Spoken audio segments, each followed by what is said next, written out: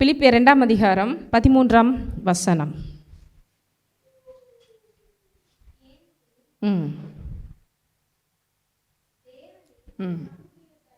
திட்டத்தின்படி விருப்பத்தையும் செய்கையையும் உங்களில் உண்டாக்கிறவராயிருக்கிறார். ஆமென். தேவனே தேவனே. அதுக்கு முன்னால நிறைய விஷயங்கள் சொல்லிக்கிட்டு வர்றாரு. இயேசு எப்படி தேவனாக இருந்தும் தம்மை தாமே வெறுமையாக்கி அடிமையின் ரூபம் எடுத்த மனுஷர் சாயலானார் அப்படின்னு சொல்லிட்டு, அதனால இயேசுவின் நாமத்தினாலே வானோர் புதலத்தோர் எல்லார் நாவும் அறிக்கையிடும் வண்ணம் எல்லார் முழங்கால்களும் முடங்கும் வண்ணம் தேவன் செய்திருக்கிறார். ஆதலால் 12 ஆதலால் எனக்கு பிரியமானவர்களே, நீங்கள் எப்பொழுதும் கீழ்ப்படுகிறபடியே நான் உங்களுக்கு சமீபமாக இருக்கும் பொழுது மாத்திரமல்ல, நான் தூரமாக இருக்கிற இப்பொழுதும் அதிக பயத்தோடும் நடுக்கத்தோடும் உங்கள் ரட்சிப்பு நிறைவேற பிரயாசப்படுங்க. பிரயாசப்பட வேண்டியது யாரோட வேலை?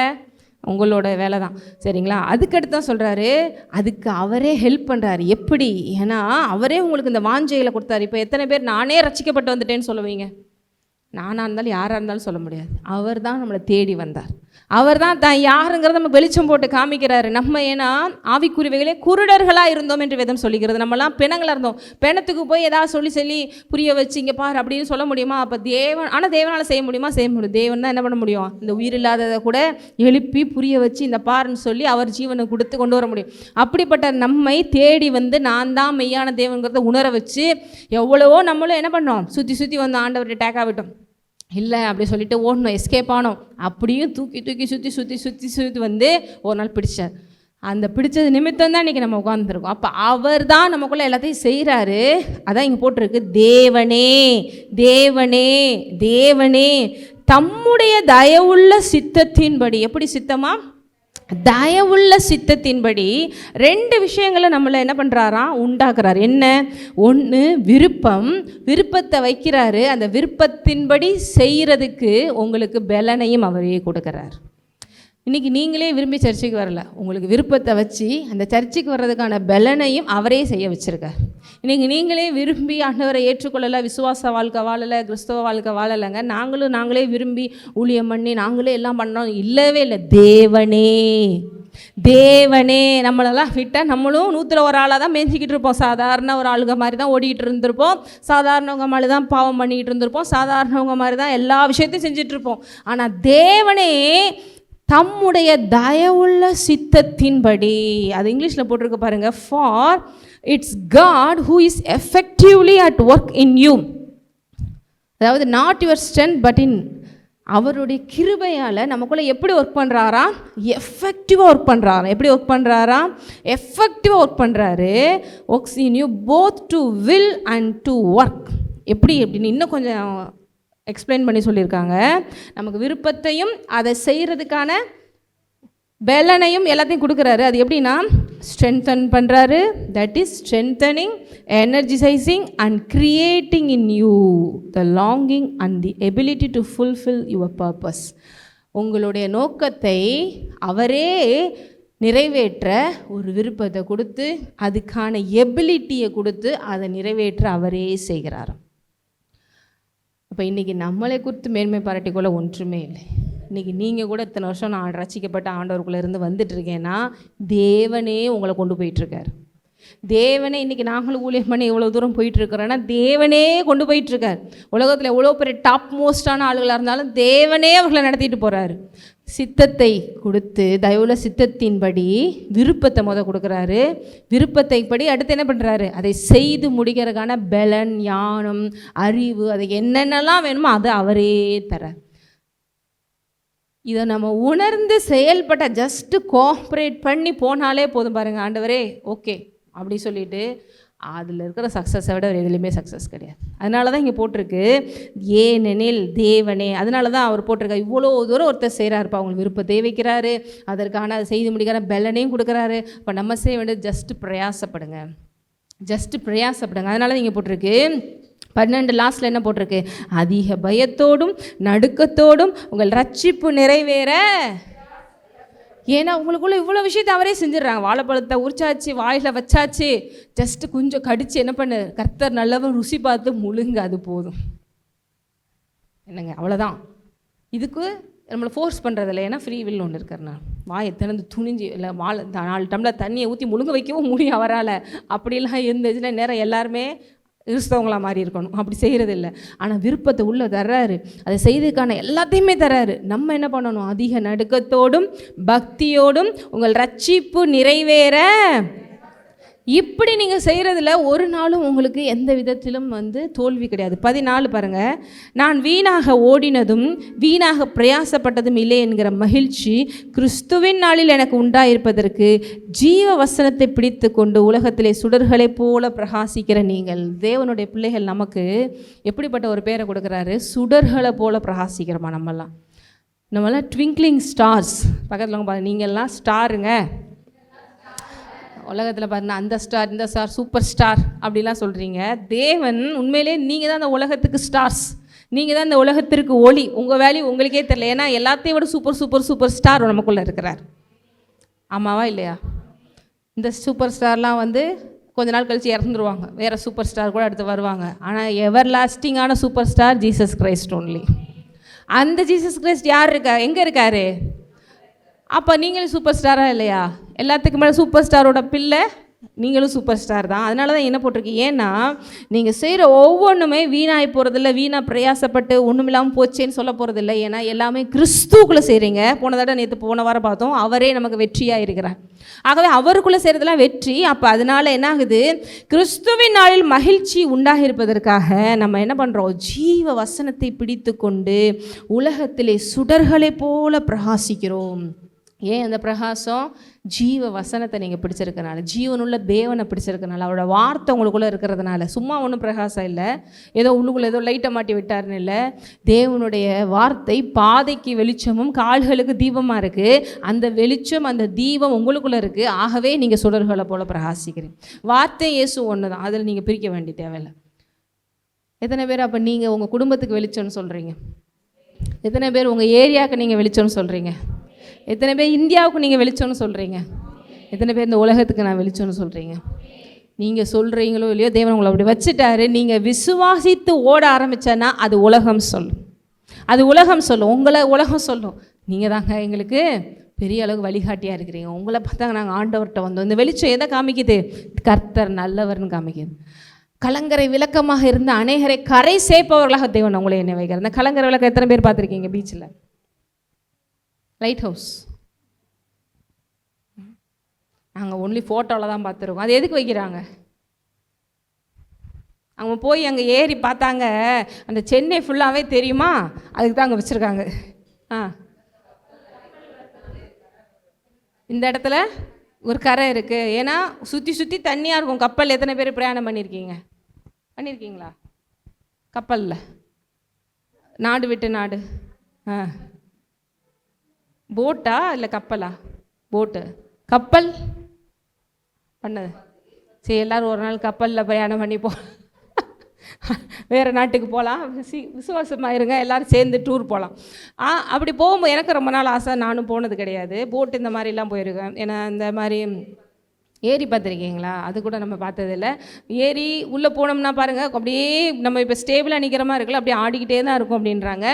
ஆனால் அங்கே உள்ளே போயிட்டிங்கன்னா மாட்டினது தான், சுற்றி சுற்றி தண்ணி தான் இருக்கும். நம்மளாம் இறக்கி விட்டால் தான் உண்டு, இல்லைன்னா நம்ம எங்கேயே எந்திரிச்சு வர முடியாது. எத்தனை பேருக்கு நீச்சல் தெரியும்?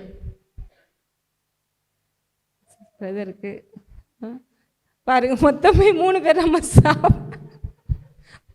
எனக்கு சின்ன வயசில் கற்றுக் கொடுக்காம விட்டுட்டாங்க.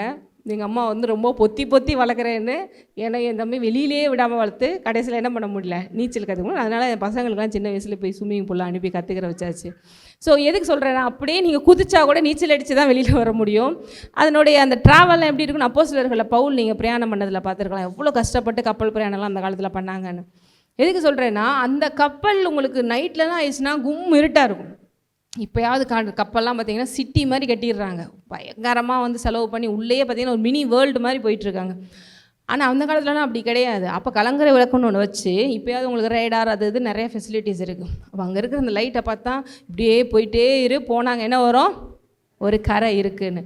இப்படி தான் ஃப்ளைட்டில் கூட ஏறி போவாங்க, சில சிக்னல்ஸ்லாம் வச்சுருப்பாங்க. ஆனால் இப்போ போகிற ஃப்ளைட்லலாம் நேற்று கூட போட்டிருக்காங்க, 2 ஃப்ளைட்டும் சேர்ந்து எடுத்துகிட்டு இருக்கேன். ஏய் மொத்தமாக ஏர்போர்ட்டு எவ்வளோ சூனியம் வச்சுட்டாங்க போலடா அப்படின்னு எல்லாரும் சொல்கிறாங்க. எங்கே பார்த்தாலும் ஃப்ளைட் ஆக்சிடென்ட்ஸ், எங்கே பார்த்தாலும் இது அதுன்னு. இனிமேல் ஃப்ளைட் நம்பி ஏறுவான்னு நினைக்கிறீங்க அப்படிங்கிற, நீ ஏறி பாரு அப்படிங்கிற. லோக்கலில் போனாலும் நாங்கள் வைப்போம், இன்டர்நேஷ்னலில் போனாலும் வைப்போம். என்னென்னு தெரியல, வித்தியாசமாக நடந்துட்டு இருக்காங்க எல்லாம். கர்த்தர்னால நாங்களோட ட்ராவலெல்லாம் ஆசீர்வதித்து கொண்டு வந்துட்டார். ஸோ எதுக்கு சொல்ல வரேன்னா, அந்த கலங்கரை விளக்கம் என்ன பண்ணுது, இங்கே கரை இருக்குது, அங்கே போனால் நமக்கு ரிலீஃப் இருக்குது, இப்படியே நீந்திட்டு இருக்க தேவையில்ல, இப்படியே பண்ணிகிட்டு இருக்க தேவையில்ல. ஒரு ஆபத்துனா கூட நீங்கள் நீந்தி கூட அந்த கலங்கரை விளக்கத்தை நோக்கி போனீங்கன்னா அந்த இடத்துல ஒரு சொல்யூஷன் இருக்குது. அதே போல் இந்த உலகத்துக்கு நம்மளை தேவன் ஒரு கலங்கரை விளக்கமாக வைத்திருக்கிறார். நீங்கள் இந்த உலகத்திற்கு வெளிச்சம். ஏன் எத்தனையோ மக்கள் பாருங்கள், இந்த பாவங்கிற இந்த சேற்றில் கடலில் கிடக்கிறாங்க, நீந்தி தத்தளித்து, சிலர்லாம் மாட்டிக்கிட்டு வெளில வர முடியாமல், எங்கே போனால் சொல்யூஷன், எங்கே போனால் விடுதலைன்னு தெரியாமல், அங்கே தேவன் உங்கள் மூலமாக தன்னுடைய வெளிச்சத்தை காமித்து, இவர்களை போல் நாமும் இயேசுவை பின்பற்றுவோம், நாமும் நல்லா இருக்கலான்னு உங்களை சாட்சியாக வைக்கிறார். அதனால் சுடர் விடும் நட்சத்திரங்களாக இருக்கிறீங்க. நான் சொல்லலை, உங்கள் கையில் இருக்கிற வேதம் சொல்லுது. நீங்கள்லாம் ட்விங்க்லிங் ஸ்டார், சூப்பர் ஸ்டார்ஸ். எவ்வளோ அழகான ஒரு பேர்லாம் நமக்கு பாருங்கள், ஒளின்றாரு, உப்புங்கிறாரு. அது மாதிரி இங்கே என்ன போட்டிருக்கு, சுடர்விடும், உலகத்திலே சுடர்விடும் நட்சத்திரம். சுடர்களை போல, நட்சத்திரம் தான் சுடர்கள், பிரகாசிக்கிறோமா நம்ம. நய வாழ்க்கையே இருளாக இருக்குது, இங்கே என்னங்க பிரகாசிக்கிறோன்னு போட்டிருக்கு. நீங்கள் அப்படி புரிஞ்சு வச்சுருக்கீங்க, உங்களுக்குள்ளே இருப்பவர் அவர் பிரகாசிக்கிற தேவன். பரலோகத்தில் யோவான் போகிறாரு, வெளிப்படுத்தின விஷயத்தில் பார்க்குறோம். இங்கே அதே இயேசு கூட 3.5 வருஷம் தோளில் கை போட்டு அப்படி தோளில் சாஞ்சிக்கிட்டு சொல்லுங்கள், அப்புறம் அந்த அவனை பற்றி என்ன, அந்த இவனை பற்றி என்ன, இப்படிலாம் கேஷுவலாக பேசுகிறாங்க, ஃப்ரெண்ட்ஸ்குள்ளெல்லாம் பேசுவாங்க, பார்த்துருக்கீங்களா? அதே இயேசுவை, உயிர்த்தெழுந்த இயேசுவை விஷனில் அந்த ஆவியில் கொண்டு போகிறாரு தேவன். பரலோகத்தில் பார்க்குறாரு, செத்தவனை போல விழுந்தேன்னு சொல்கிறார். வெளிப்படுத்தின விசேஷத்தில் நீங்கள் எடுத்து பார்த்தீங்கன்னா, ஏன் அந்த இயேசுட்டு இருக்கிற மகிமை வேற, வல்லமை வேற, பவர் வேற, ரியலாக அந்த க்ளோரி அவரால் பார்க்க முடியல. அதை ஒரு செகண்ட் என்ன பண்ண முடியல. ப்ரேயர் பண்ணும்போது என்ன சொல்கிறாங்கன்னா, ஹீட் மாதிரி எப்படி பாஸ் ஆகுது. ஜென்ஸ்லாம் சாதாரணமாக விழுகிறவங்களே கிடையாது, ஸ்ட்ராங்காக நிற்பாங்க. அந்த ஹீட்டில் டொப்புன்னு விழுகிறாங்க அப்படின்னா மொத்த வல்லமை காமிச்சா நம்மளாம் தாங்குவோமா? அதனால தான் யோவான் சொல்கிறாரு, முடியல, தாங்கவும் இல்லை, செத்தவனை போல் விழுந்துட்டேன். அந்த பாதத்தை பார்த்தாலே வெண்கலமாக இருக்குது, சூரியன் மாதிரி முகம் இருக்குது. எத்தனை பேர் சூரியனை வெளியில் போய் 2 மினிட்ஸ்க்கு மேலே பார்க்க முடியுன்றி பார்த்துட்டு இப்படி எல்லாரையும் பார்த்து இந்த வேணந்த அந்த லைட்டை பாருங்கள். அதனால் அங்கே திரும்பாமல் நான் பேசிக்கிட்டு இருக்கேன், மேலெல்லாம் பார்க்காம பேசிகிட்டு இருக்கேன். இந்த லைட்டினுடைய எஃபெக்ட் என்ன ஆகிடுது அப்படின்னா, கொஞ்சம் நேரம் அதை பார்த்துட்டு உங்களெல்லாம் பார்த்தா பிளாக்காக தான் தெரியும், அவ்வளோ பவர்ஃபுல். இப்போ சன் எப்படி இருக்கும், அப்போ தேவன் எப்படி இருப்பார்? அந்த தேவன் தான் உங்களுக்குள்ளே இருக்காருன்னா அப்போ நீங்கள் எவ்வளோ பிரகாசிக்க முடியும்? மேலே தேவனே எனக்குள்ளே இன்னும் அதிகமாக ஏதாவது வல்லமையை கொடுங்கன்னு கேட்க தேவையில்லை. எனக்குள்ளே அதிக வல்லமை இருக்குது, ஆனால் அதை உணர்ந்து செயல்பட எனக்கு அறிவை கொடுங்கன்னு கேட்டால் போதும். அதுதான் அங்கேயும் கூட நாங்கள் சொன்னோம், உங்களுக்கு பவர்ஸ் இருக்குது, உங்களுக்கு அத்தாரிட்டிஸ் இருக்குது, உங்களோட வல்லமை இருக்குது. எபேசியர், இந்த வசனத்தை வச்சுக்கோங்க, எபேசியரில் எடுங்க. உங்களுக்குள்ளே எவ்வளோ அதிகமான வல்லமை செயல்படுகிறது. இப்போ கூட நம்ம 2 வசனம் படித்தோம் இல்லையா, எபேசியரில் 3ஆம் அதிகாரம் 20 படிங்க. நாம் வேண்டிக் கொள்கிறதற்கும் நினைக்கிறதற்கும் மிகவும் அதிகமாய் நமக்குள்ளே கிரியை செய்கிற வல்லமையின்படி, நமக்குள்ளே எப்படி செய்யுது, மிகவும் அதிகமாய் நமக்குள்ளே கிரியை செய்கிற வல்லமையின்படி நமக்கு செய்ய வல்லவராகிய அவருக்கு. பாருங்க, அது போதும். நாம் வேண்டிக் கொள்கிறதற்கும் நினைக்கிறதுக்கும் மிகவும், அதாவது அதிகமாயினாலே என்னங்க அர்த்தம்? அதிகம். மிகவும் அதிகமாயினா மோர் தென் மோர் தென் மோர் தென் மோர் தென் இல்லையா? மிகவும் அதிகமாய் உங்களுக்குள்ளே பாருங்க. நீங்கள் நினச்சிட்டு இருக்கீங்க, நான்லாம் சாதாரண ஒரு நாமாங்க கிறிஸ்தவங்க, நான் இயேசுவை நம்பி வந்துட்டேங்க, எனக்குள்ளே ஆண்டவர் இருக்காருங்க, நம்புறேங்க, விசுவாசிக்கிறேன். ஆனால் நீங்களே இமேஜின் பண்ண முடியாத அளவுக்கு உங்களும் ஒரு பெரிய வல்லமை செயல்பட்டுருக்கு, ஒரு பெரிய வல்லமை செயல்பட்டுருக்கு. இப்போ ஃப்ளைட்டு கூட அன்றைக்கி கிராஸ் ஆனது காரணம் என்ன சொல்கிறாங்கன்னா, எத்தனையோ லட்சம் ஒயிட் பெட்ரோல் அது ஃபில் பண்ணுவாங்களாம். இங்கேருந்து லண்டன் பறக்கிறதுக்கு டக்குன்னு பார்க்க முடியுமா? அப்போ அந்த ஃபியூல் வேணும்ல. இப்போ நான் மைக்கில் பேசுகிறேன்னா இதுக்குள்ளே ஒரு பேட்டரின்னு ஒன்று போட்டிருக்கு. அதுதான் நான் அங்கே கூட மீட்டிங்கில் சொல்லிகிட்டு இருந்தோம். ஃபேன் ஓடுதுன்னா ஃபேன் சும்மா ஓடலை, அதுக்குள்ளே என்ன இருக்குது, கரண்ட்டுன்னு ஒன்று சுற்ற வச்சிட்ருக்கு. அதே மாதிரி ஒவ்வொன்றுக்குள்ளேயும் ஒரு பவர் இருந்து அதை என்ன பண்ணுது, இயக்குது. ஃப்ளைட் எது இயக்குது? White petrol போடுறாங்களாம். அதில் எத்தனையோ லட்சம் டன். ஏன்னா இங்கேருந்து லண்டன் போகுது. ஆக்சுவலாக அதில் பெரிய நல்ல விஷயம் என்னென்னா, அந்த ஃப்ளைட்டில் 800 பேருக்கிட்ட சீட்டு. ஆனால் ட்ராவல் பண்ணது என்னமோ 200 சம்திங் 30-40 போயிருக்காங்க. நல்ல வேலை ஃபுல்லாக ரிசர்வேஷன் ஆகிருந்துச்சுன்னா அவ்வளோ பேர் செத்துருப்பாங்க. 800 பேர் சீட்டுங்க அந்த மொத்த ஃப்ளைட்டுக்கும். அவ்வளோதான் உங்களுக்கு புக்கிங் ஆகிருக்கு. நல்ல வேலை ஃபுல் புக்கிங்கில் அந்த ஃப்ளைட் போயிருந்துச்சுன்னு எப்படி இருக்கும். அதே நேரத்தில் ஆனால் போட்டு தான் ஆகணும் டீசல், அந்த பெட்ரோல், ஒயிட் டீசல். அதில் போட்டதில் போய் கிராஷ் ஆனதில் வெடிச்சு தான் பாருங்கள் அவ்வளோ பேர் செத்துருக்காங்க. ஏன்னா அதில் எவ்வளோ பவர்ஃபுல்லாக அந்த டீசல் வந்து ஒயிட் பெட்ரோல் வந்து உங்களுக்கு வெடித்து எவ்வளோ தூரம் வந்து உங்களுக்கு அங்கே இருக்கிற ஒவ்வொருவரும் என்ன பண்ணிடுச்சு, சாம்பலாக ஆக்கிடுச்சு, சின்ன பின்னம் ஆக்கிடுச்சு சொல்லணும். அப்போ அதுக்குள்ளே என்ன இருக்குது, ஒரு பெரிய பவர். இல்லைன்னா சாதாரணமாக இப்படி ஒரு ஃப்ளைட்டை அவ்வளோ தூரத்தில் பறக்க வச்சு அவ்வளோ தூரம் நாடு கடந்து கடல் கடந்து ஒரு நாட்டில் போய் இறக்குறதுக்கு எவ்வளோ பவர் தேவைப்படும். அது எல்லாவற்றையும் விட ஒரு பெரிய பவர் உங்களுக்குள்ளே செயல்பட்டுருக்கு. இன்றைக்கி நானும் சாதாரணமாக இருக்கலாம். ஃப்ளைட்டுங்கிறது சாதாரணமாக ஒரு தகரத்தில் அடித்து ஒரு கூண்டு மாதிரி செஞ்சு தானே உள்ளே பறக்க வைக்கிறாங்க. அப்புறம் பெயிண்ட்லாம் அடித்து உள்ள செட்டிங், கார்லேருந்து எல்லாமே அப்படி தானே பண்ணுறாங்க. லாரி கட்டுறது எல்லாமே பார்த்துருக்கீங்களா? பஸ்ஸு லாரி எல்லாமே சாதாரணமாக ஒரு தகரத்தில் இரும்புலலாம் செஞ்சு அதை ஒரு ஷேப்புக்கு கொண்டு வந்து அதுக்கடுத்து அதை ஃபினிஷிங் பண்ணும் போது பார்க்குறதுக்கு நல்லாயிருக்கும். அது சாதாரண அதுவாக பறந்துட்டுருக்கு இல்லை, அதுக்குள்ளே செயல்படுகிற ஒரு பவர், அதை தான் அவங்க இயக்குறாங்க. அந்த டைரெக்ஷனில் அவங்க கொண்டு போகிறாங்க ஒழிய உள்ள அந்த பெட்ரோல் எல்லாம் டீசல் இல்லாமல் நீங்கள் என்ன போட்டாலும் நானும் போய் இடித்தாலும் ஒரு இன்ச்சு கூட நகர போகிறதில்ல. இன்றைக்கி நீங்களும் நானும் இந்த அளவுக்கு முன்னேறி போயிட்டுருக்கணும். அதுக்குள்ளே இருக்கிற பவர், உங்களுக்குள்ளே இருக்கிற வல்லமை. ஆனால் நீங்கள் ஏதோ சாதாரண வல்லமை, இதுக்கு மேலெலாம் என் லைஃப்பில் போகிறது ரொம்ப கஷ்டம்னு நினைக்காதீங்க. உங்களுக்குள்ளே என்ன வல்லமை செயல்பட்டுருக்குன்னா மிகவும் அதிகமாய் அந்த அவருடைய வல்லமை. யாரோட வல்லமை? என்னோட வல்லமைக்கு ஏதாவது லிமிட் இருக்கா?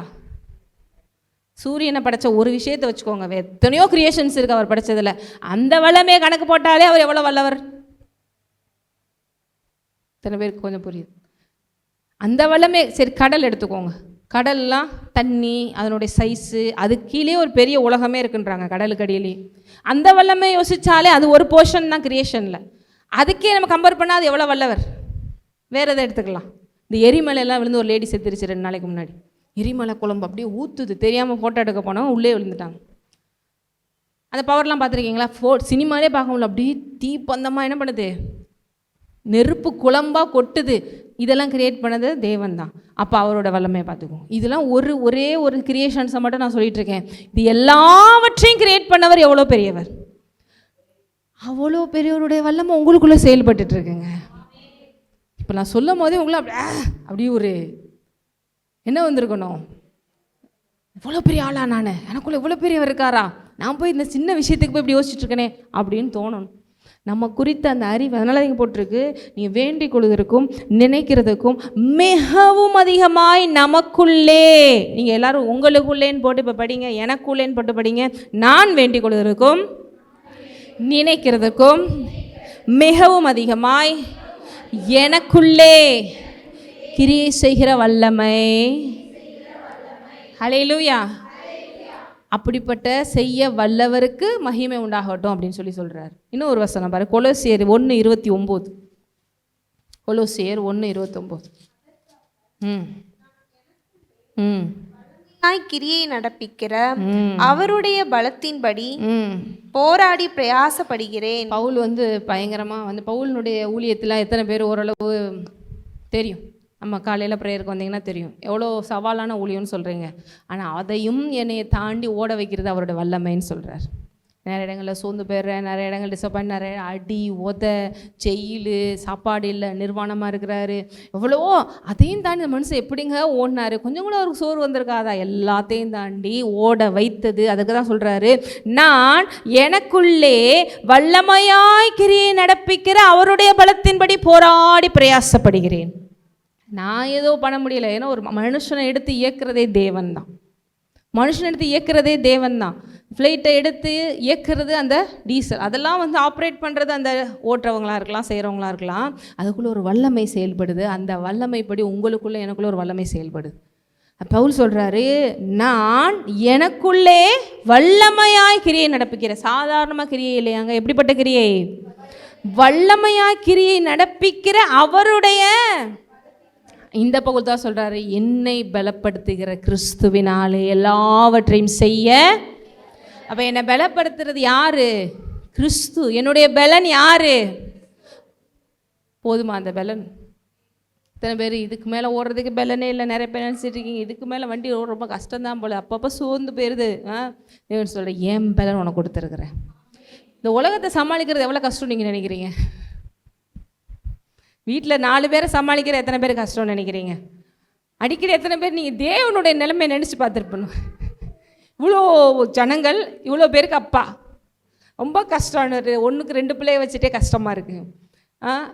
இவ்வளோ பிள்ளைகளை வச்சுக்கிட்டு நம்மலாம் கடவுளோட இடத்துல நான் போடுறேன் குண்டு போட்டுறா, இனிமேல் ஆளே தேவையில்லை, நிம்மதியாக இருந்தம்மா. எத்தனை பேர் அப்போல்லாம் நாங்களாம் அடிக்கடி நினைப்போம்னு, அப்பா முடிச்சுட்டு நம்ம நீ ஏன் தான் கல்யாணம் முடிச்சோமோ, இவ்வளோ கஷ்டமாக இருக்குப்பா வாழ்க்கை அப்படிலாம் நினைக்கிற மாதிரிலாம் பசங்க பண்ணுவாங்க.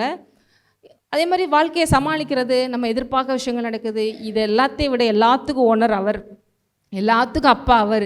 எவ்வளவோ பிரச்சனை நடந்தனாலும் அடிக்கடி ஆண்டவர் எப்படி தான் ஆண்டவர் இதெல்லாம் பார்த்துட்டு ஒருத்தன் கூட நம்ப மாட்டேங்கிறான், கீழ்ப்படிய மாட்டேங்கிறான். இதையும் தாண்டி ஒவ்வொரு நாளும் அவர் உடற வச்சு அவன் என்னைக்காவது மாறுவான்னு வெயிட் பண்ணி எவ்வளோ தூரம் ரொம்ப கஷ்டம் உண்மையிலேயே யாருக்குன்னா ஆண்டவர்.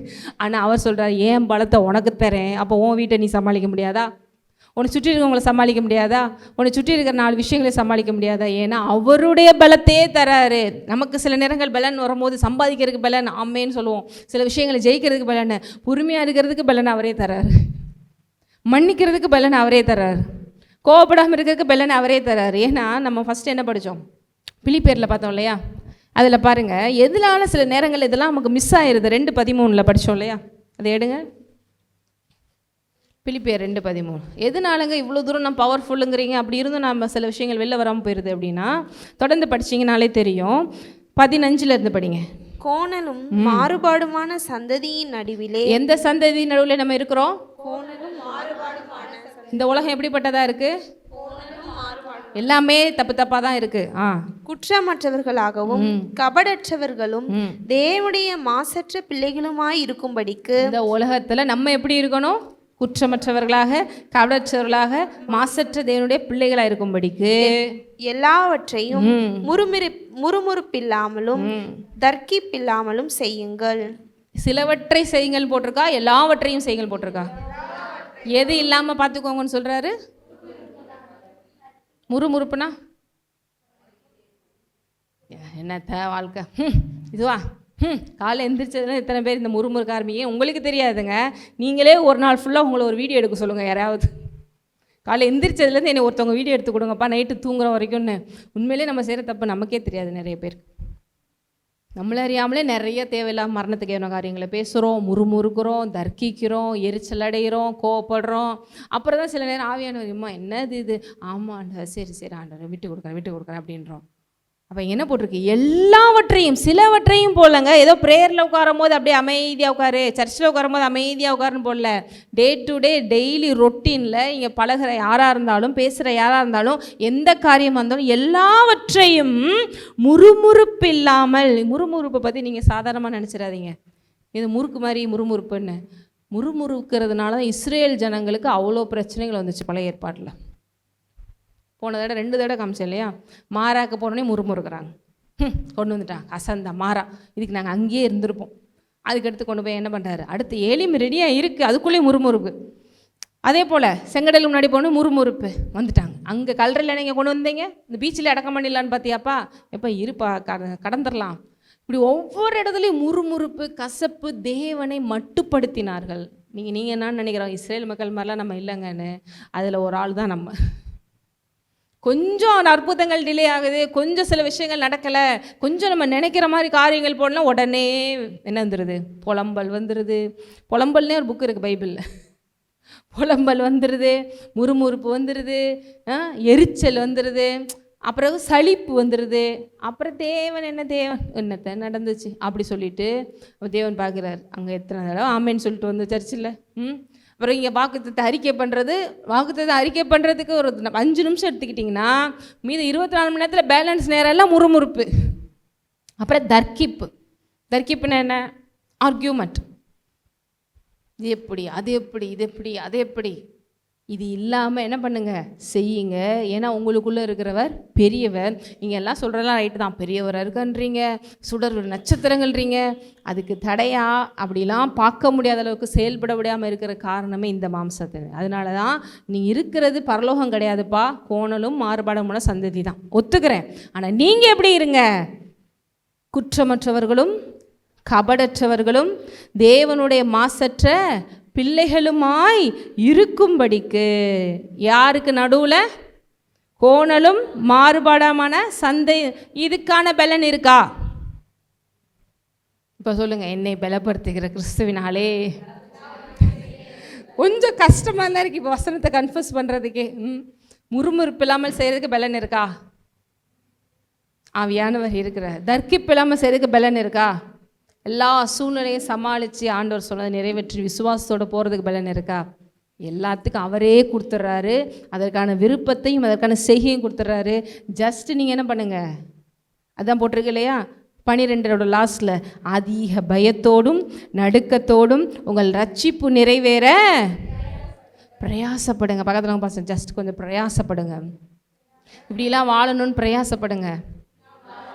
அதற்கு தேவையான விருப்பம் உங்களுக்குள்ளே வச்சுருக்காரு. பலன் இருக்குது.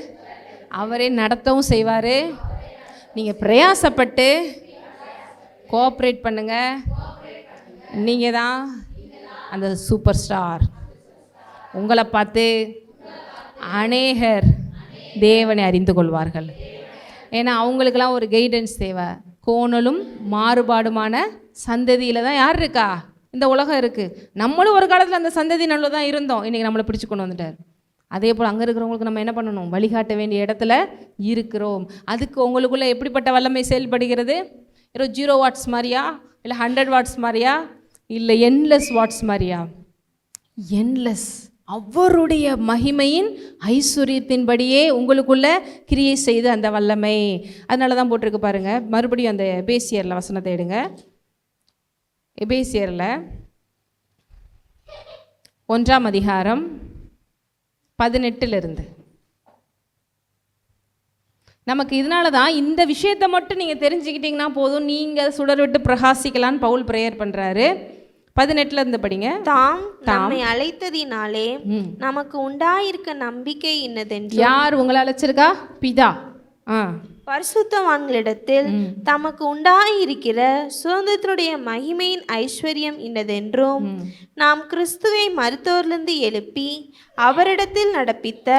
தாம் கிறிஸ்துவை. யார் கிறிஸ்துவை மருத்துவரிலிருந்து எழுப்பினா? பிதா. கிறிஸ்துவை எங்கிருந்து எழுப்பினாரு? அதுக்கு ஒரு வல்லமை செயல்பட்டுச்சா? அவரிடத்தில் நடப்பித்த தமது பலத்த சத்துவத்தின் வல்லமைப்படியே. ஏற்கனவே உங்களுக்கு காமிச்சிருக்கேன் உயிர்த்தெழுதல் எவ்வளோ வல்லமை வெளிப்பட்டிருக்குன்னு. நிறைய பைபிள் ஸ்காலர் சொல்கிறாங்கன்னு சொன்னேன். உலகத்தை உருவாக்குறதுக்கு தேவன் ஒரு வல்லமை வெளிப்படுத்தினார் இல்லையா? சூரியன் அதுக்கு ஒரு வல்லமை, சந்திரன் அதுக்கு ஒரு வல்லமை. அடுத்து உலகம். எத்தனை பேர் யோசிக்கிறீங்க, இவ்வளோ குண்டு போடுறாங்களே, இந்த உலகம் எப்படிங்க அசையாமல் நிற்கிது? இதெல்லாம் யோசிக்கணும் பாருங்கள். நீங்கள் நமக்கு இவ்வளோ கஷ்டப்பட்டு ஸ்ட்ராங்காக பில்டிங் கட்டினா கூட என்ன ஆயிடுது? ஒரு நிலநடுக்கம் வந்தால் கிராக் ஆயிடுது, விழுந்துருது, ஏரோப்ளைன் கிராஷ் ஆனால் உடஞ்சிருது. இவ்வளோ குண்டு பவர்ஃபுல்லாக போட்டுட்ருக்கான், டொம்மு டொம்முன்னு போட்டிருக்கான், அதனால நிலந்திருச்சுலாம் வருது. நானும் அடிக்கடி யோசிப்பேன், அப்படி இருந்தோம் இந்த உலகம் எங்கேயோ போட்டுட்ருக்காங்க, நமக்கு இங்கே ஆடுதா? இப்போ எவ்வளோ பவர்ஃபுல்லாக செஞ்சு நிற்க வச்சுருக்காரு. அது வேறு ஒரு பக்கம் சுற்றிக்கிட்டு இருக்கு அந்தரத்தில் உலகம். நீங்கள் நானும் சுற்றிட்டு இருக்க எத்தனை பேர் தெரியும்? அப்போ நீங்கள் நானும் எப்படி சேரில் எப்படி உட்காந்துருக்க முடியுது? எது உட்கார வைக்குது? புவியீர்ப்பு விசை. புவியீர்ப்பு விசை இல்லையா? புவியீர்ப்பு விசை தான் உங்களே என்னையும் இப்படி உட்கார வச்சிருக்கீங்களேன்னா நீங்களும் நானும் பறந்துட்டு இருக்கணும். சுனிதா வில்லியம்ஸ்லாம் மேலே போய் பறந்துட்டு இருந்த மாதிரி இல்லையா? அப்போ இவ்வளோ பெரிய உலகத்தை, அப்போ அதுக்கு எவ்வளோ வல்லமை. அப்போ ஆனால் பைபிள் ஸ்காலர் சொல்கிறாங்க, இது எல்லாவற்றையும் விட தேவன் இயேசுவை மரித்தோர்லேருந்து எழுப்பும் போது ஒரு வல்லமை வந்துச்சு. அவ்வளோ பவர்ஃபுல். அந்த வல்லமை யாருக்குள்ளே இருக்குது? சொல்லும் போதே இருந்தால் இருக்குது, இல்லைன்னா போதுங்க விடுங்க டைம் ஆகுது அப்படிங்கிற மாதிரி. அந்த வல்லமை யாருக்குள்ளே இருக்குது? அதான் இங்கே போட்டிருக்கு, தாம் கிறிஸ்துவை மரித்தோரிலிருந்து எழுப்பி அவரிடத்தில் நடப்பித்த தமது பலத்த சத்துவத்தின். எப்பயுமே பைபிளில் பவர், அப்புறம் மைட்டி, இதுக்கெல்லாம் பார்த்திங்கன்னா வல்லமை, சத்துவம், அந்த வேர்ட்ஸ்லாம் யூஸ் பண்ணுவாங்க. அதெல்லாம் டுனாமிஸ் அப்படின்னு கிரேக்கில் வரும். பயங்கரமான வல்லமை, பவர். நெருப்பு லைட்டாக அப்படி பட்டுட்டு போனாலே உங்களுக்கு எவ்வளோ தூரம் காயமாயிருது.